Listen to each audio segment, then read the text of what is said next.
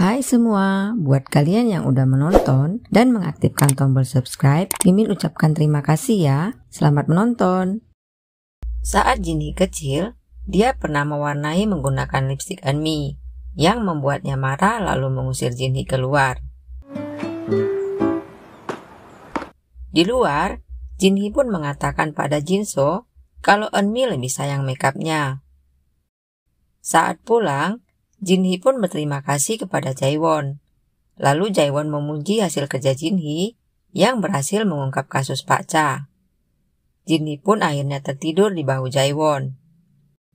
Saat Jinhee pulang, ternyata Jinhong dan Eunmi sedang menonton.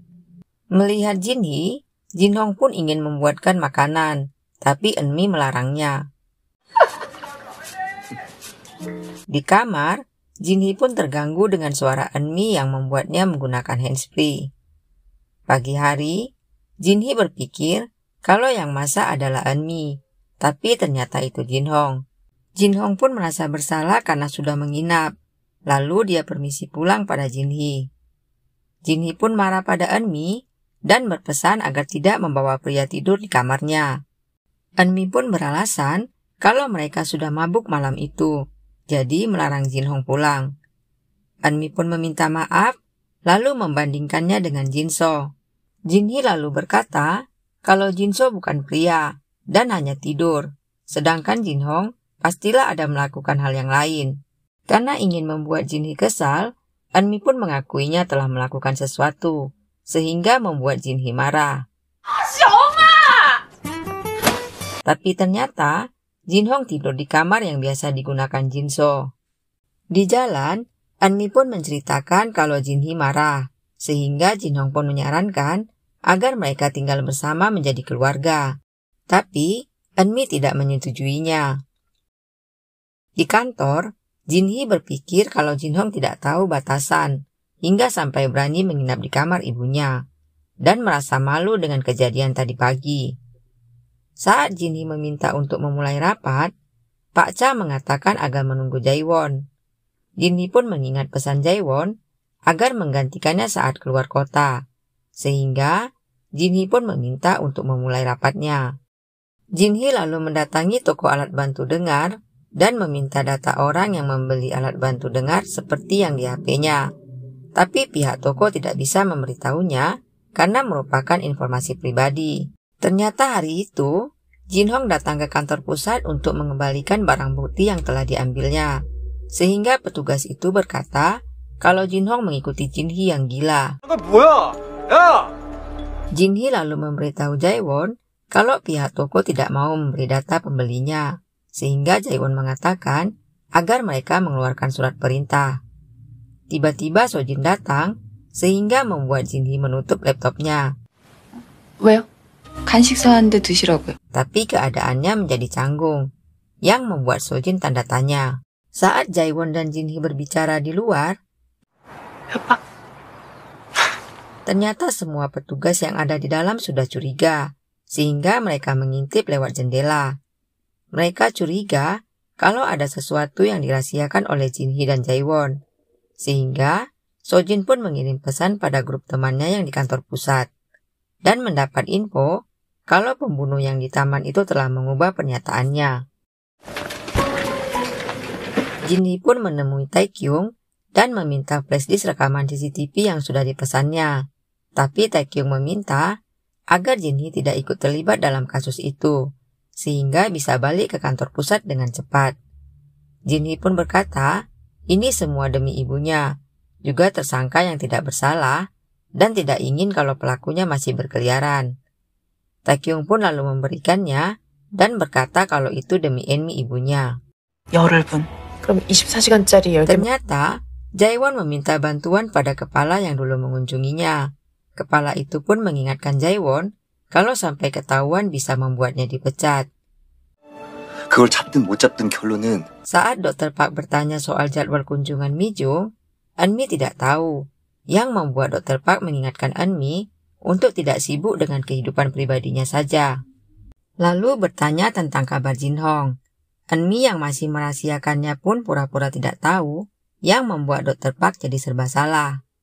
Seorang perawat berkata kalau mereka akan pergi makan malam, lalu mengatakan kalau Enmi pasti langsung pulang dengan mobil hitam, yang membuat Enmi terkejut. Ternyata mereka sudah sering memperhatikannya. Untuk mengelabui, Enmi pun mengatakan kalau dia akan ikut mereka makan. Lalu mengirim pesan pada Jinhong agar tidak menjemputnya. Saat Sojin menemui Jinhee, ternyata dia lagi tertidur. Sojin pun melihat apa yang sedang dikerjakan Jinhee, lalu membangunkannya dan memberitahu kalau dia ada tamu. Ternyata Ji-eun datang menemui Jinhee hanya untuk meminta nomor teleponnya. Karena Jinhee hanya diam, Ji-eun pun memberikannya uang dan berkata, anggap dari saudaramu untuk membeli baju dan juga merapikan rambutmu. 먹자. 빈말 아니다. Ternyata Jinhong tetap menjemput Enmi dan ikut pergi makan dengan mereka. Saat pulang, Enmi pun merajuk karena dijemput Jinhong. Tapi Jinhong mengatakan kalau dia ingin melihat Enmi. Enmi pun meminta agar Jinhong bekerja saja, sehingga tidak selalu memikirkannya. Jinhong lalu bertanya apakah Enmi tidak mau tinggal bersamanya karena Jinhee, sehingga Enmi pun meminta agar tidak melibatkan Jinhee. Jinhong kembali bertanya apa yang harus dilakukannya. Tiba-tiba Jinhee pun datang dan meminta ibunya untuk berkemas-kemas. Ternyata Jinhee meminta Enmi untuk tinggal sementara di rumah Jinhong, karena dia akan sering tidak pulang. Saat Enmi berkata kalau dia bisa sendiri, Jinhee mengatakan kalau Enmi perlu anak buah untuk diperintah. Saat Enmi menolak, Jinhong mengusulkan agar dia saja yang tinggal di sini, tapi Jinhee pun menolaknya. Akhirnya Jinhee dan Enmi pun ribut, yang membuat Jinhong bingung. 생각 못한다고? 네 집에 안 들어온다며. Akhirnya, Enmi pun setuju untuk pergi. Jinhong berjanji akan menjaga Enmi, tapi sebelum berangkat, Enmi mengambil barang-barang Jinhee, yang membuat mereka kembali menjadi ribut. 이거 난 기다렸다 산 거야. Saat tiba di rumah Jinhong, Enmi pun langsung naik ke tempat tidurnya. 만들어줄게. 컬. Malam itu, Jinhee pun menemui Jaewon. Lalu mereka membahas mengenai video CCTV itu. Jinhee mengatakan kalau ada 2 orang yang dicurigainya. Jaewon pun mengatakan kalau besok dia akan rapat, dan setelah itu barulah mencari petunjuknya. Melihat Jinhee sudah menguap, Jaewon pun meminta agar Jinhee tidur 1 jam sebelum begadang. Jinhee pun akhirnya tidur di kursi dan meminta agar dibangunkan 1 jam lagi. Saat Jinhee membuka matanya, ternyata Jaewon akan menyelimutinya. Tapi Jinhee berkata, kalau terlalu nyaman aku tidak akan bangun, yang membuat Jaewon melempar selimutnya. Melihat Jinhee tidur pulas, Jaewon pun tidak membangunkannya, tapi memandanginya. Pagi hari, Jinhee pun pergi ke taman itu, lalu tiba-tiba mendengar seperti suara langkah kaki. Ternyata itu petugas Oh dan Cho. Lalu mereka melaporkannya pada Pak Cha dan Sojin. Saat tiba di kantor, Jinhee pun meminta mereka untuk berkumpul, lalu memperlihatkan kamera CCTV saat petugas Oh dan Cho mengikutinya. Ternyata mereka semua sudah tahu kasus apa yang sedang ditangani oleh Jaewon dan Jinhee, sehingga Pak Cha mengatakan, kenapa kalian tidak menganggap kami? Saat Jinhee mengatakan kalau ini masalah pribadi, mereka pun marah pada Jinhee. Jinhee pun mengatakan kalau ketahuan mereka akan ditegur oleh kantor pusat. Pak Cha berkata kalau dia tidak peduli dan meminta bukti apa yang sudah dikumpulkan oleh Jinhee dan Jaewon, agar mereka dapat memberi petunjuk. Mereka berempat juga sudah mengumpulkan bukti-bukti, yang membuat Jinhee terkejut. Lalu berkata, mana coba kulihat. Pak Cha mengatakan semua ada aturannya dan meminta bukti apa yang sudah dikerjakan Jinhee.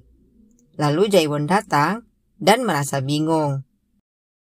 Saat Enmi pulang, dia pun bertemu dengan Ji-eun, yang membuat Ji-eun marah karena Enmi sudah tinggal bersama Jinhong. Tapi Enmi juga marah karena Ji-eun telah menemui Jinhee. Ji-eun mengatakan seharusnya Enmi merasa beruntung karena sekarang Jinhee memiliki ayah dan juga bibi, tidak seperti Enmi yang hidup sendiri. Mendengar itu, Enmi pun marah lalu mengatakan kalau mereka mempunyai saudara, yaitu Mi Jung dan ibunya. Saat Ji Eun berkata itu orang asing, Anmi pun mengatakan kalau Ji Eun dan Jin Hong juga berbeda, sehingga orang tua mereka memperlakukan Jin Hong seperti dulu. Jin Hong pun datang dan mengingatkan Ji Eun kalau dia tidak ada hak atas Jin Hee, yang membuat Ji Eun menjadi marah lalu pergi. Petugas Cho memberitahu bukti-bukti apa yang sudah ditemukannya. Ternyata, pelaku itu memang selalu hilang saat di bawah lampu yang sering rusak itu. Jae-won lalu meminta agar mereka juga mencari rekaman CCTV saat pelaku sering datang ke TKP. Malam hari, Jae-won pun didatangi oleh Pak Kepala yang mengunjunginya itu. Dia mengatakan kalau siap membantu Jae-won, meskipun jika ketahuan harus dipecat. Mereka pun mulai mengumpulkan petunjuk-petunjuk. Jin Hee dan Jae-won juga mencari bukti-bukti. Ternyata, malam itu saat Jin Hong tidur, Anmi pun pulang ke rumahnya. Jin Hong lalu menelponnya. Saat akan mengangkat teleponnya, tiba-tiba pria yang ditemuinya malam itu pun menyapanya. Ternyata, itu penjaga warnet yang melaporkan lampu rusak itu. Dia pun memberitahu kalau Gaeul ada di suatu tempat, yang membuat Anmi pergi untuk menemuinya. Sojin lalu menelpon Jae-won dan memberitahu kalau pelaku terlihat di sebuah minimarket dan menghilang di bawah lampu yang dilaporkan itu. Mereka pun lalu pergi untuk mengecek CCTV milik minimarket tersebut. Saat tiba, Pak Cha meminta untuk mengepung warnet tersebut. Pemiliknya berkata kalau penjaganya tiba-tiba menghilang dan tidak bisa dihubungi. Ternyata Gaeul dan pacarnya ada di warnet itu. Jae-won juga menemukan rokok yang baru dibeli pria itu saat di minimarket. Saat memeriksa tasnya, Jae-won juga menemukan pelembab bibir milik korban yang di taman. Karena merasa ada yang tidak beres, Jin Hong pun lalu mengirim pesan pada Jin Hee. Jin Hee pun keluar dan bertemu dengan Jin Hong. Jin Hong berkata kalau Eunmi mengirim pesan yang berisi terjadi sesuatu pada Gaeul dan akan memeriksanya, yang membuat Jin Hee teringat kalau Gaeul ada di dalam warnet. Eunmi juga mengatakan kalau dia bersama seorang pria yang dikenalnya dan meminta agar Jin Hong tidak khawatir. Jin Hee dan Jin Hong pun berlari mencari Eunmi. Ternyata Eunmi dibawa ke sebuah rumah kosong. 뭐야 너? Petugas jaga yang di polsek pun diminta untuk memberi bantuan. Pria itu mengatakan kalau sebenarnya dia sudah lama ingin melakukannya. Eunmi mengatakan dia bisa membunuhnya, tapi meminta untuk diberitahu apa alasannya. Ternyata alasannya karena Eunmi menolong korban yang di taman itu, dan memang dialah pelakunya, yang membuat Eunmi teringat pada gadis yang ditolongnya itu. Eunmi pun berusaha untuk melawan. Lalu tiba-tiba, Jin Hee melihat pemuda itu keluar dari suatu tempat. Pria itu pun berlari dan sempat melakukan perlawanan, tapi akhirnya dia berhasil dilumpuhkan. Jin Hee bertanya di mana ibunya berada, sampai akhirnya Jin Hee mendengar suara Jin Hong. Saat mendekati Eunmi, Jin Hee belum sadar kalau Eunmi terluka. Jin Hong meminta Jae-won untuk menghubungi ambulan, sampai akhirnya Jin Hee melihat luka di tubuh Eunmi. Eunmi pun dibawa ke rumah sakit dan Jin Hee menangis. Eunmi pun teringat saat Jin Hong meninggalkannya, ayahnya yang selalu marah padanya, dan juga pertemuannya bersama Jin Hong. Juga saat bersama dengan Jin Hee. Ternyata setelah mengusirnya, Eunmi mencari Jin Hee dan menemukannya di rumah Jin So. Di jalan, Jin Hee pun menghapus air mata Eunmi.